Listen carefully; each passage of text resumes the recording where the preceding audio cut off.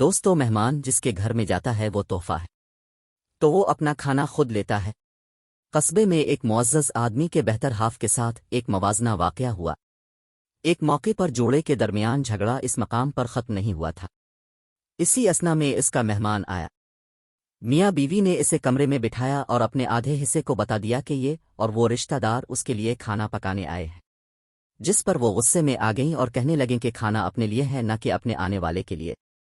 اس نے بہت زور دیا کہ لڑائی ہماری اپنی ہے، اگر رشتہ دار زیادہ واقف ہو جائے تو بدتمیزی کا چرچا ہوگا۔ چنانچہ وہ احتیاط سے آیا اور ملاقاتی کے قریب بیٹھ گیا۔ اس دوران اس نے یہی محسوس کیا کہ اس موقع پر میاں بیوی روٹی نہیں بناتے تو سامنے ہمارے پڑوسی لاجواب ہیں، اس میں خاندان شامل ہے۔ میں درخواست کرتا ہوں کہ وہ کسی مہمان کے لیے رات کا کھانا پکائے تو وہ ان کے پاس جاتا ہے۔ مزید برآں کہا کہ میرے اہم دوسرے کی خیریت خوفناک ہے، تو آپ ہمارے مہمان کے لیے کھانا پکاتے ہیں۔ انہوں نے کہا کہ عام طور پر بہترین ہے، جیسا کہ بہت سے لوگ کھانا پکاتے ہیں۔ پورا ہو کر وہ آیا اور آنے والے کے قریب بیٹھ گیا کہ آنے والے کو کھانا ملے گا جس سے اس کی عزت بھی بچ جائے گی۔ لامحالہ وزیٹر نے کہا، کیسے ہم وائرس کا پانی حاصل کرتے ہیں؟ جب وہ اندر گیا تو اس نے دیکھا کہ اس کا دوسرا اہم شخص بہت رو رہا ہے۔ وہ بہت حیران ہوا کہ اس شیرنی اور اس کے آنسو۔ اس نے بلند آواز میں اظہار خیال کیا کہ کیا معاملہ ہے؟ وہ پہلے سے زیادہ رونے لگی اور کہنے لگی، بس مجھے معاف کر دو۔ اس نے بھی اسی طرح سمجھا کہ شاید کوئی وضاحت ہوئی ہے۔ اس بچے نے شاید اپنے دل میں سوچا کہ میرا کرم بھی اسی طرح جاگ گیا ہے۔ اس نے کہا، بتاؤ کس وجہ سے رو رہے ہو؟ اس نے کہا، پہلے مجھے معاف کر دو پھر بتاؤں گی۔ بے شک اس نے کہا کہ میں نے اپنے دل سے جنگ نکال لی ہے اور تمہیں معاف کر دیا ہے۔